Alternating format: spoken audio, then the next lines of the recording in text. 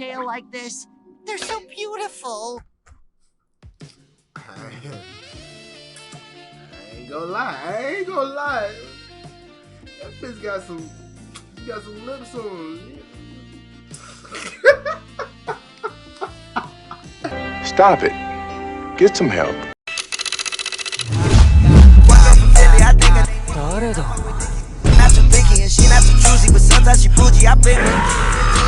I'm moving the beat, feel like an alien. Chop with the 50, my Uzi is big. Anthony Davis, don't deal with the belly. What's up with the YouTube and welcome back, baby, to another reaction video, bro. Today we're gonna react to SpongeBob Conspiracy Theories, Episode 4, The Evolution Theory. Guys, I know I just dropped the Conspiracy Theory 3 with Mrs. Puff, bro. That shit was fucking wild, bro. It took me forever to drop that video, bro. I'm sorry for the convenience on that one too. I don't know what was going on with my stuff. Like, it would not download to like the full thing. And then when I ended up doing it, it still didn't download to a full quality. So I don't know what the heck going on. I still dropped it for y'all guys because I want to, still keep it with the playlist or whatever. But yeah, guys, I'm pretty sure this evolution theory is really crazy. Alex been doing this thing. And yeah, before I do, y'all already know what the business is. Like, comment, subscribe, click the bell, guys, get notifications when we post, baby. Game. And please share the video, man. But without further ado, let's get into this thing. Are the Bikini Bottom citizens the result of nuclear radiation? Who is Pearl's mother? Facts. I really want to know. The evolution theories, that's crazy too about the bomb. But who is Pearl's mother? We have never figured out who the hell is Pearl's mother. Ever. They haven't even mentioned her. Or Mr. Krabs has never said anything about it. And the only person we have seen him date was Mrs. Puff. So I have no clue who that could be. What is the Krabby Patty's secret formula? These are by far the three biggest questions in the show SpongeBob SquarePants. I feel like they said, the Krabby Patty secret formula was made out of crab. Like that, remember that episode where they had crab meat or something like that? It might be made out of crab or some shit. I don't know. Nah, oh damn, that was robot chicken. I'm fucking stupid. I don't know what it is, but clearly they patties be delicious because them niggas be about to die to eat them. And today I'm going to be answering all three of them and more with just one theory. Get ready for the darkest SpongeBob conspiracy you'll ever see. This is the evolution theory. Let's get it.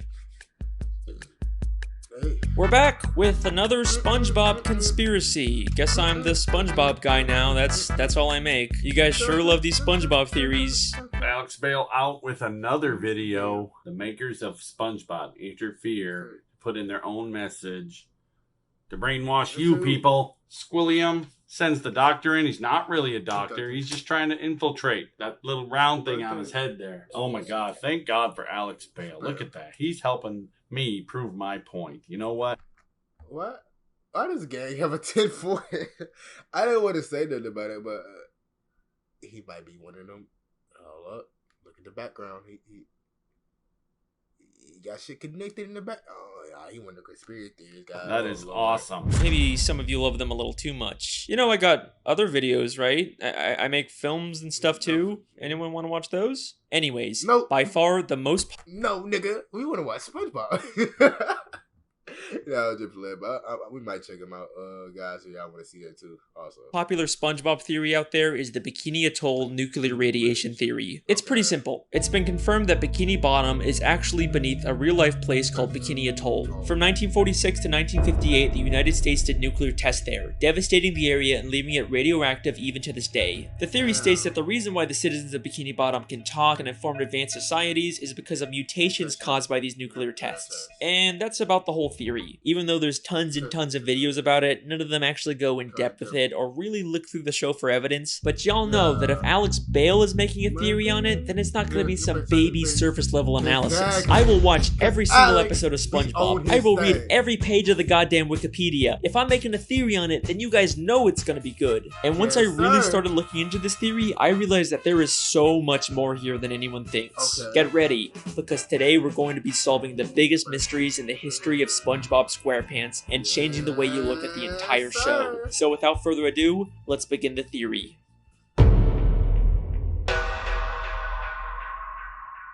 In order to find out whether the Bikini Atoll theory is true, we first have to determine whether fish talking and being so intelligent is unique to Bikini Bottom, or if that's just the way the SpongeBob universe works. You know, it could just be that all animals in this world are able to talk, and that's completely normal because at the end of the day, SpongeBob is still just a cartoon. Well, if we take a look at Season 10, Episode 10, Feral Friends, we get a bit of a hint about how the SpongeBob world works. In this episode, a green moon appears and transforms all the characters into less cartoony, real-life versions of themselves.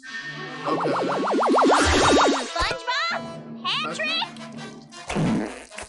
Just like in real life, they can't talk and end up trying to eat each other. The French narrator is watching all this unfold, and he says this very important line. I have been monitoring the behavior of the green moon all day. It is called Neptune's moon. Every 100 years, it de-evolves everyone in Bikini Bottom into primal fish. Every 100 years, it de-evolves everyone in Bikini Bottom into primal fish. So this implies that the characters in Bikini... Okay then, so like... I wonder, like, how long has it been going on? Like, just the beginning of the season, or like... So it just the event just happens like every 100 years. A green moon will just come out of nowhere and just like, alright, Neptune's, alright, everybody revert back. So and then after a while, like, do they stay like that for the next 100 years, or does it just happens for a good while and then it reverts back or something like that? I wonder. Bottom are more evolved and were once like these primal fish. But this doesn't prove that the evolution only exists in Bikini Bottom. It could still be a worldwide phenomenon. Remember that bonus DVD clip I found in my television theory? It was about humans studying fish in Bikini Bottom because of their intelligence. Land-loving scientists have tried to learn the secrets of intelligence. Their studies led them to the sea, where the citizens of one undersea colony demonstrated a genius so enormous, the scientists felt compelled to record their actions for use in teaching mankind how to live better. This makes it sound an awful lot like the fish in Bikini Bottom actually are uniquely evolved, and it's not some worldwide phase. Then, in the SpongeBob 20-year anniversary special, SpongeBob's Big Birthday Blowout, we get a major piece of evidence for this theory. SpongeBob and Patrick take a tour of the surface world and eventually go to a fish store and see some very realistic, less evolved fish. Whoa, I have never ever seen this episode before. Is this a movie or this is just an episode? Am I missing something? I have never ever watched it at all. But it might be on newer seasons. I ain't watching the newer seasons at all too, so that makes sense. What kind of monsters would want to keep fish folk in jail like this? They're so beautiful. I ain't gonna lie. That fish got some lips on. Stop it. Get some help.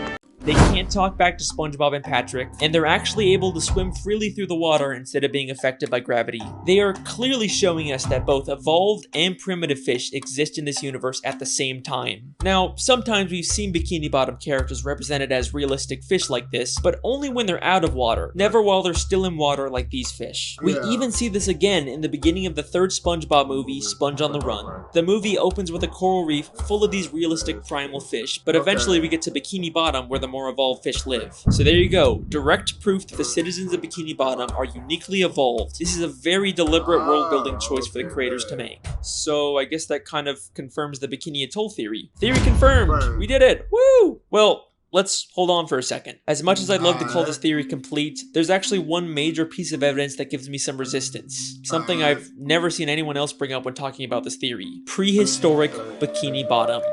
Oh yeah. We've seen episodes like UGG or SB129 that show Bikini Bottom millions of years in the past, but we still see evolved versions of SpongeBob and Patrick. Sure, they may not be super intelligent or advanced, but they're still clearly way more evolved than the primitive, realistic versions we see in Feral Friends or in the fish store. So, how are we seeing these evolutions millions of years before the Bikini Atoll tests? Well, unfortunately, I think the only conclusion is that the Bikini Atoll theory just isn't true. I mean, clearly something has caused Bikini Bottom citizens to be uniquely evolved, there's no denying that. But whatever caused it took place millions of years ago and couldn't have been the Bikini Atoll nuclear tests. Then, what really caused the evolution? In the entire show, the only thing we've seen that directly affects the evolution of characters is the Green Moon and Feral Friends. Except the French narrator specifically calls it Neptune's moon. It is called Neptune's moon. Named after the ruler of the seven seas, King Neptune. King Neptune is a character who's been around since the beginning of the sea. He's a character who the Bikini Bottom citizens view as their god, and he's a character who has the ability to change fish into other forms. What the? Oops.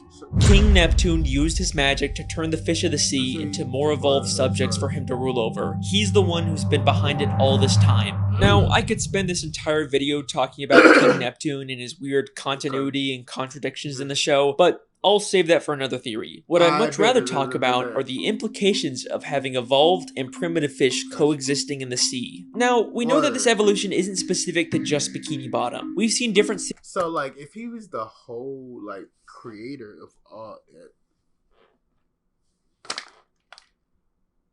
like, what was the... So, your point was to just make everybody evolved and just to rule over them? So you just have fun ruling over them or something? Like, what was the point of him involving them for? Like, it was already lesser life forms and lesser beings. Was he tired of just seeing them as lesser intelligent creatures? And he just said, freak it, I'm just gonna go ahead and make them highly intelligent. So then I can just go ahead and make them do what I want when I come down, because I'm their god. I basically made them and turned them into this. And now, like, I'm ruling. I don't see no reason for him, like, to do it. Like, I'm trying to figure out what's the reason behind it. Cities and places far across the ocean that still have talking fish. Which makes sense because the marine life in Bikini Bottom has evolved to resemble humans, so it's no surprise that just like humans, they've expanded beyond Bikini Bottom and colonized other areas of the sea. But now, I have an interesting question for you. What is the relationship between evolved fish and primitive unevolved fish?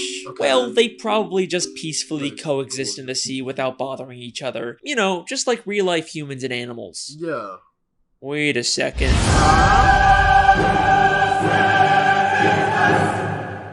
Wait. Part 2, the war. In Season 3, Episode 10, the Krusty Krab training video, there is this hilarious, absurd moment when they're talking about Mr. Krabs. After the war, Krabs stayed secluded in a deep depression that seemed endless. Like, what war happened in Bikini Bottom? They just tell us this and then completely drop it. But with this new context, is it possible that Krabs fought in a war... That's interesting. That is interesting as hell. So, I wonder how long did the war go on for between the intelligent creatures and just the regular animals? How long did it go for? Or is they fighting over territory? Or what was the case? Like, you know, I wonder. Mr. Krabs, you got some explaining to do, sir. Against these primitive, wild fish of the sea. I mean, let's remember in Feral Friends, some of those de-evolved fish were massive compared to the evolved fish, and they immediately started attacking each other. The battle for the survival of the fittest rages on in the animal kingdom. So yeah, in order for the Bikini Bottom citizens to survive and expand, they would probably break into some kind of war. And from the sounds of it, this war must have been pretty brutal to put Mr. Krabs into such a deep depression. But I'm getting ahead of myself. Is there actually any evidence that proves the war Mr. Krabs fought in was specifically this evolutionary war? Well, through the few flashbacks we get, we know that Mr. Krabs served in the Navy. And yes, they were sailing ships on an ocean, even though they're already underwater. This is actually a real-life phenomenon where certain parts of the sea can have a higher level of salinity, and it looks like an underwater ocean. Shout out Miss Parks, my high school marine biology teacher. We also know from maps of Bikini Bottom that the town is surrounded by this underwater ocean. So that places Mr. Krabs' war outside of Bikini Bottom, where this evolutionary war would have to take place. Then if we take a look at Mr. Krabs' home, we see it is full of memorabilia from his past days in the Navy. But hidden within here is something that will absolutely blow your mind and answer one of the biggest questions in the show. Hanging there on his wall is a picture of a massive whale next to a ship. You don't think that could be... No, it can't be. Pearl's mother? My dumb ass said Moby Dick. My dumb ass said Moby Dick. Oh god. It might have been but like, how did Mr. Krabs like work, you know, to you know, like, you know, how did he do that? Like, I'm still trying to figure out how the hell Donkey and Dragon did it in Shrek. Like somebody needs to do some explaining. You got some explaining to do, cause like that matchup ain't matching at all, bro.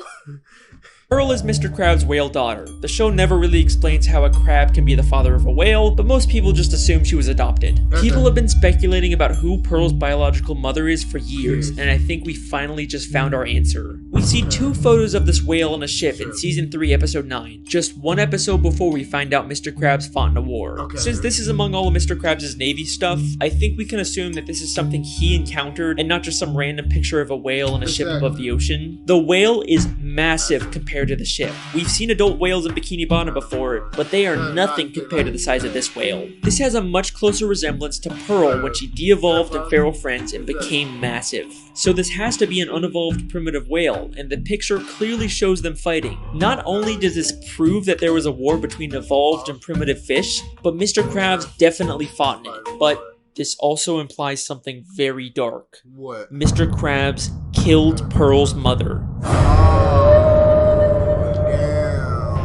The only direct reference we get in the show to Pearl's mother is one of Mr. Krabs' many sayings,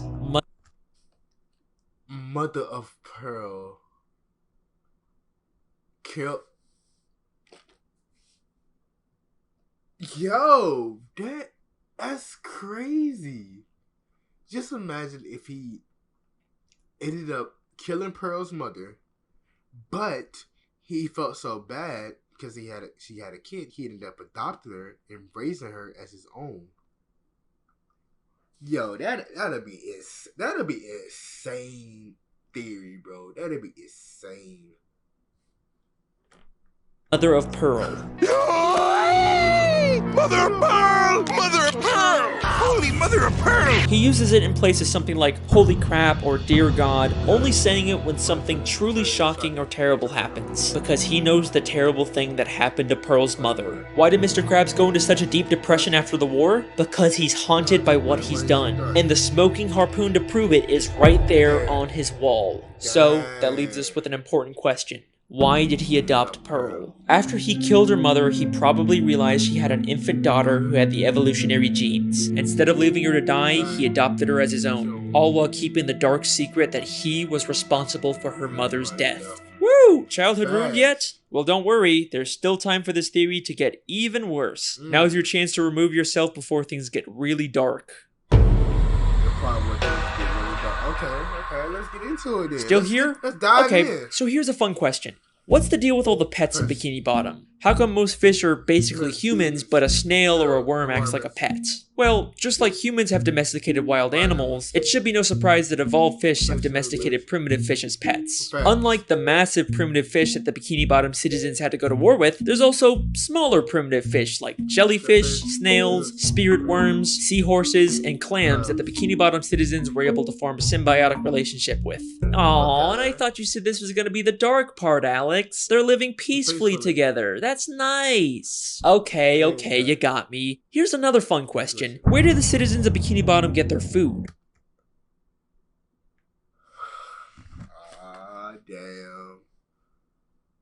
So what if they killing the pets off or the animals? So they're basically treating them as cattle. I hope that ain't true, bro. I hope that ain't true. Cause I mean, but then you gotta think about it too. Mr. Krabs was using the jellyfish jelly to make their sandwiches and stuff too. So I mean, he's still using them as like a food item, like to feed the population. So I mean, like, I could kind of see it. If that is the case. I mean, sure, some of it is plant-based, but there sure does seem to be an awful lot of meat-based food under the sea. I think you know where I'm going with this. The Bikini Bottom citizens eat primitive fish. Haha, it's not cannibalism if they're less evolved than you, right? There's no moral dilemma there. In Season 3, Episode 13, we see direct proof of this when the characters go fishing for primitive clams. This is something completely normal in this world. And then there's the chum bucket, which sells chum. Chum is literally just ground up fish. The show isn't even hiding this. Now, we don't really see too much of the meat harvesting side of Bikini Bottom, and I'm not surprised they're keeping it on the DL, you know, with the whole cannibalism thing, but there is one secret to making food that is kept more secret than anything in Bikini Bottom. The best kept secret in the entire show. You already know what I'm gonna say. The Krabby Patty secret formula. Throughout the show, there's been lots of contradictory evidence about the Krabby Patty secret formula. In Season 4, Episode 7, Mr. Krabs says it's an old family recipe. Your mother knows the Krabby Patty formula? Of course she does! It's an old Krabs family recipe! But in Season 5, Episode 1, apparently Mr. Krabs discovered it on his own by accidentally mixing random ingredients together. I've done it! I discovered the perfect patty batter! Sometimes it's a secret formula, sometimes it's a book, sometimes it's a secret sauce, and any glimpse we get of the formula is just random nonsense. There is a ton of contradictory evidence out there, but I think this might all be intentional. In order to throw people off, Mr. Krabs has spread misinformation about the Krabby Patty formula. In fact, he's already done this in Season 3, Episode 18 by hiding a fake formula for Plankton to find that says he's the secret ingredient. Mixed together with the most important ingredient of all, 4 heaping pounds of freshly ground plankton? And the contradictions aren't just inside the show. Even one of the SpongeBob crew members once said that Krabby Patties are vegetarian and contain no meat. But I've always been a little suspicious about what the creators say. They've also said that they're not allowed to show fish as food, except they clearly do with chum, clam fishing, and all the many gags where fish turn into food. It's almost like they're not allowed by Nickelodeon to publicly acknowledge this because that could create a controversy, but they could still sneak this dark secret into the show. So what is the true secret ingredient? Where does the meat really come from? It's strange, we never really see Mr. Krabs get the meat delivered, or at least go out himself to get it. It's almost like he has all the meat he needs stockpiled somewhere. What primitive meat can Mr. Krabs have access to? Maybe he's been holding on to something from the war. What could Mr. Krabs have killed during the war that he doesn't want anyone to find out about? Something big enough to supply him with meat for years. Yo, is it Pearl's mother? Yo, if it's Pearl's mother, I'm finna lose my stuff, bro. I swear, yo. I'm real talk. If it's Pearl's mother, I'm finna lose it. Cause that would be insane. That would be fucking insane, yo. Without needing more.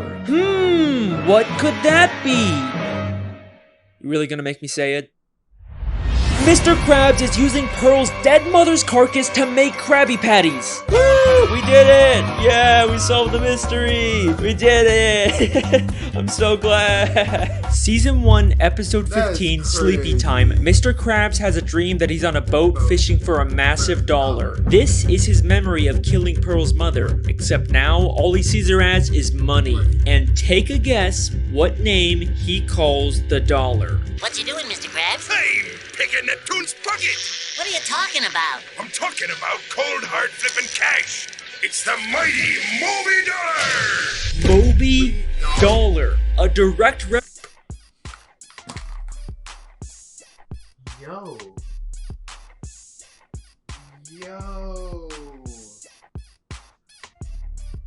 Yo, that is... That is crazy, yo.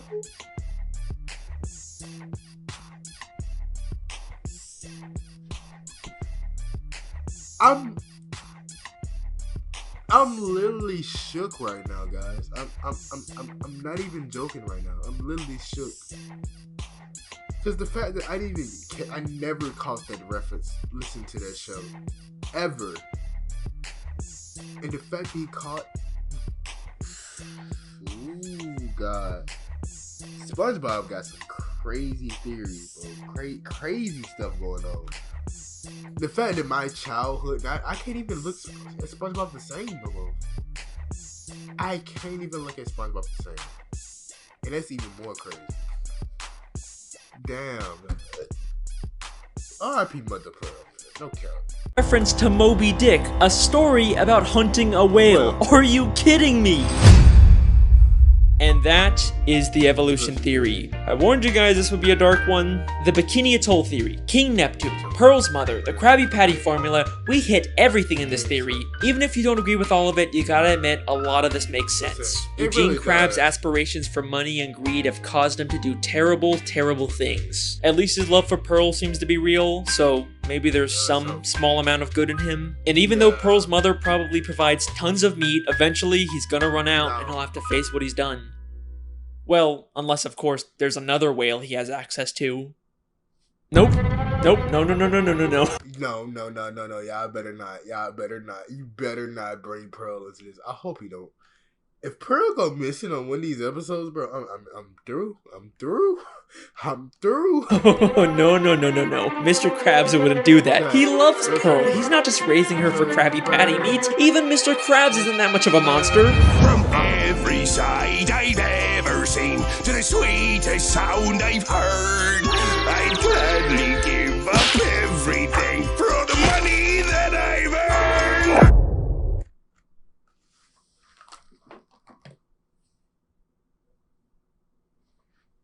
Guys, no.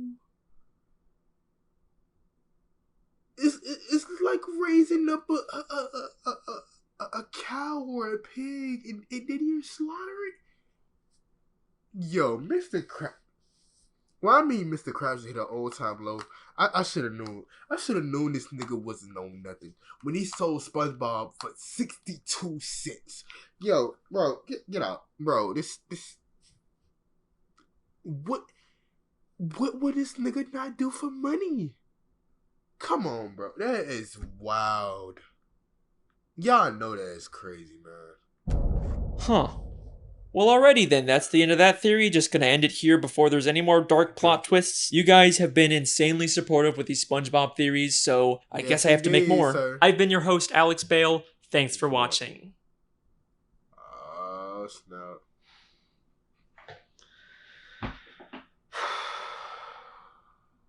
What you got for us, man?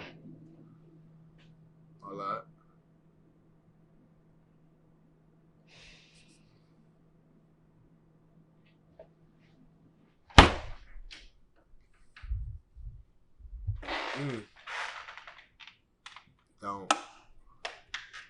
Don't flip. What? Hey. Just want to let you know that I think I'm gonna take a break from the SpongeBob videos for a little bit. It's not you. I mean, the videos are great. People love them. It's just, I think I want to go back to making actual films for a bit.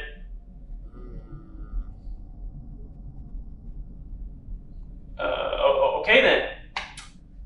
Thanks for everything. I guess I'll just see you around. Nah, you ain't finna get that sweet, my dog. What do you say? When I found you, you were unnoticed and unloved. But now you have millions of views. You have sponsors. Why would you forsake them? You know, I don't want to really make these videos forever. You know, I don't want to be known as the SpongeBob guy. What is that? Yo, what is that? What is that? What the hell? What is that? Why is it moving, yo, like that? My boy, you really think they will care about your little films? I am your muse. I have given you the gift of knowledge. If you wish to go back to anonymity, then be my guest. But I know who you really are. Number 5.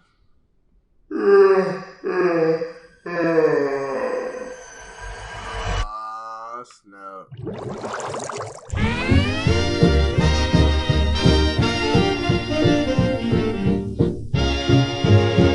Hey, shout out to them, boy.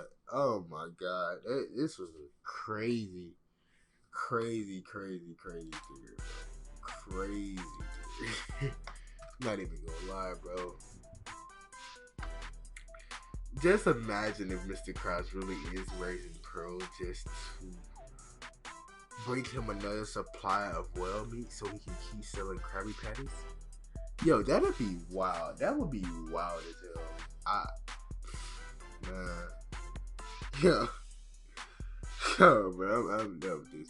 Yo, hey, shout out to Alex, bro. This was a great video, bro. Guys, if y'all want to see me react to any more other videos, bro, let me know in the comments down below, bro. I got y'all, bro. I'm trying to get y'all out as many videos I can as possible. No, get it right. But anyway, guys, y'all already know what the business is. J Killer's out this thing, man. Peace.